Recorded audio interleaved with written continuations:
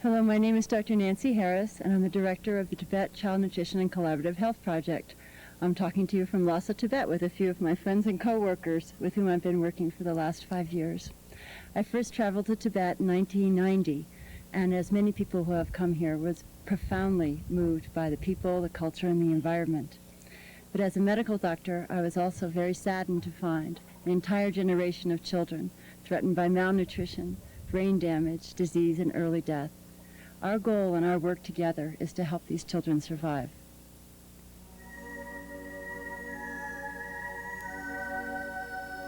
Known as the roof of the world, the Himalayan plateau has an average altitude of 16,000 feet.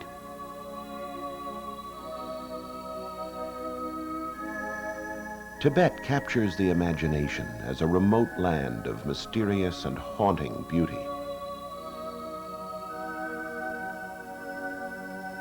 It is the cradle of one of the world's last intact ancient cultures, where the spiritual intermingles with the practical.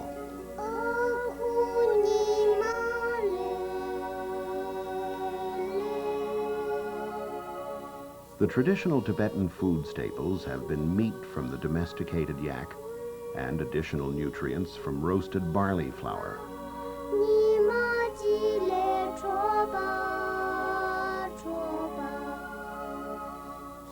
Now, however, the traditional diet is undergoing radical alteration as a result of cultural and bioecologic changes, which have resulted in an uncertain food supply. This, in turn, has particularly affected the health and well-being of Tibetan children. In this hospital in Lhasa, the capital of Tibet, these children are being treated for chronic malnutrition and other diseases. With the lack of medical supplies and the limited resources to address the scope and nature of the problem, one thing is clear: time is running out for Tibet's future generation. But how widespread is malnutrition? How common are other health problems? A statistical survey would be required in order to develop a culturally appropriate and sustainable health program. In 1991, one day when I was working in my internal medicine ward, a European lady suddenly appeared in my office. It was really that's not a surprise, but I thought she was really a traveler who needs medical service. But fortunately, it was Dr. Nancy Harris who wanted to talk with me on a future arrangement for a research project concerning Tibetan children's growth and nutrition. He's the man you gave. He's the man. Another one. Dr. Paulden played a key role in enabling the Tibet Child Nutrition and Collaborative Health Project to begin its work officially in 1993. The American team included anthropologists, nutritionists, public health specialists, and nurses. These experts worked hand in hand with Tibetan healthcare workers as well as with traditional healers.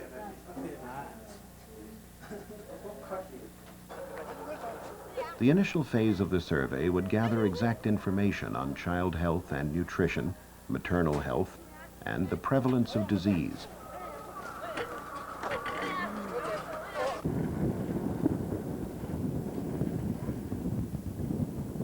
Our team traveled thousands of miles over unpaved roads at high altitude.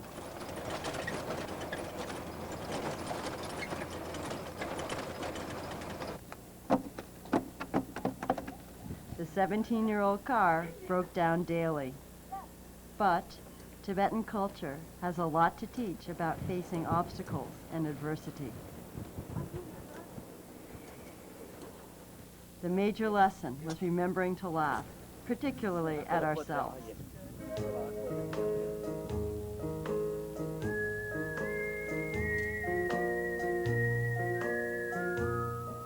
The fieldwork would cover most of central, southern, and eastern Tibet and take several years to complete.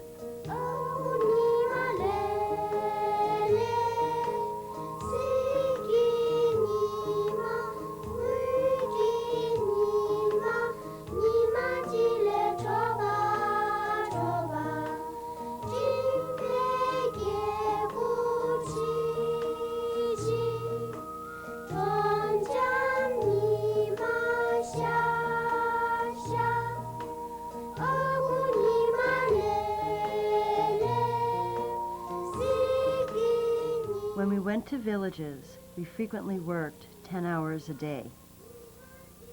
In that time, we measured 50 to 100 children without stopping, and then provided medical care for everyone else in the village. For the survey, children up to age 7 were examined, and their growth and health conditions could then be compared to healthy children.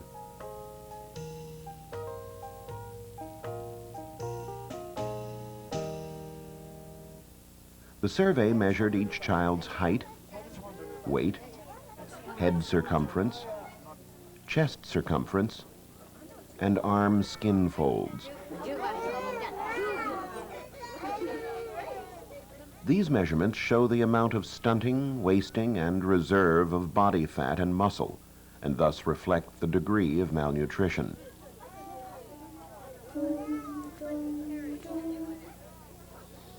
What we found was that the Tibetan child starts to fall dramatically below the acceptable growth curve during their first years of life. Once that happens, they never recover. Malnutrition also increases the likelihood of childhood death from otherwise preventable diseases.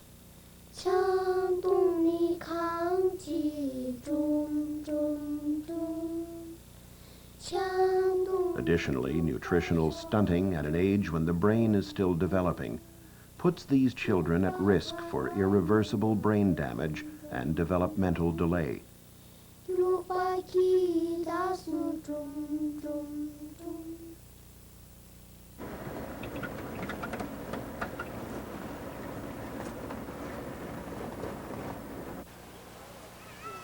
In every village, we were consistently moved by the eagerness of the families, grandparents, mothers, fathers, to have their children examined. Families have an awareness that something terribly wrong is happening to their children. What are you doing over there? Get it? At first glance, the Tibetan child's malnutrition might not be obvious.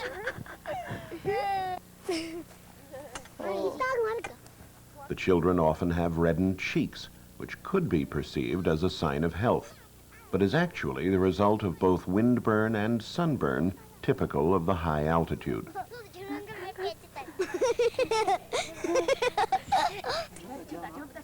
Traditionally, children are swaddled in many layers of clothing.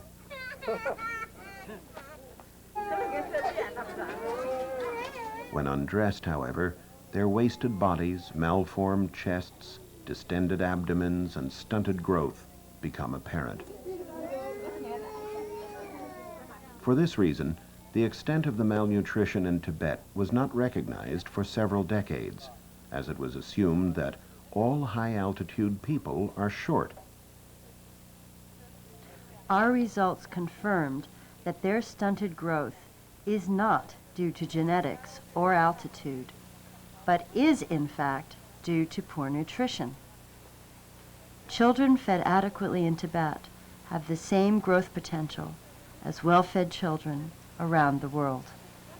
The greatest risk occurs when the child is being weaned, and the quality of the complementary diet is insufficient in nutrients and calories. A sure sign of malnutrition is blonding of the hair. Again, this is not a genetic variation, but indicates severe protein deficiency. Malnourished children become prone to other diseases. One of the big surprises of our survey is that there is a widespread problem of rickets. Rickets is a condition rarely seen anymore in the West. Rickets is a disease of vitamin D and calcium deficiency. Bones and cartilage are unable to form properly, and children develop bowed legs and deformed ribs. How long has she been having these symptoms? We found rickets in children as young as 3 months old.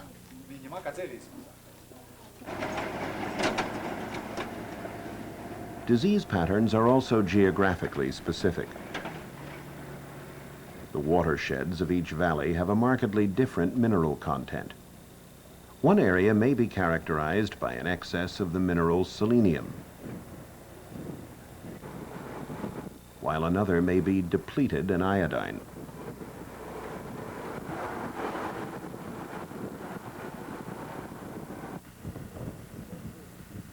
In eastern Tibet, where the land is more fertile, people tend to be taller and are assumed to be healthier. Even so, their children are suffering from rickets, anemia, and protein-calorie deficiency. Since the project began, the teams have visited more than 100 villages and measured over 2,000 children. The results of the nutritional survey showed that 70% of the children have intestinal parasites. 52% are severely stunted. 41% have chronic protein-calorie malnutrition. And 67% have rickets.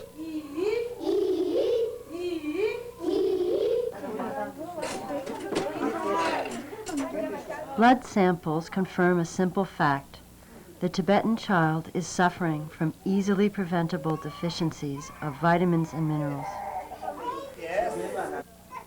This database and the close work with Tibetans and respect for their culture now present ways to address these very serious problems. All of our health intervention proposals are low cost, low tech, and locally available. They emphasize culturally sensitive health education, which can be sustained by the Tibetan health workers and villagers themselves. High priority is placed on self-reliance and in not creating dependency on outside resources. For example, as a way to address the malnutrition which occurs during the weaning period, it is proposed that more of the indigenous vegetables and tubers be incorporated into the diet as a source of vitamins and minerals. Also, the simple use of soap and water can easily prevent most of the diseases that will cause child mortality. In addition, parents can be taught that rickets, or the lack of vitamin D, can be easily prevented and treated. Exposing a child to sunlight for as little as 10 minutes a day will stimulate the formation of vitamin D in the skin. Finally, a return to the ancient treatments is encouraged. Tibetan remedies, especially herbal preparations, could be used to prevent diarrhea and pneumonia.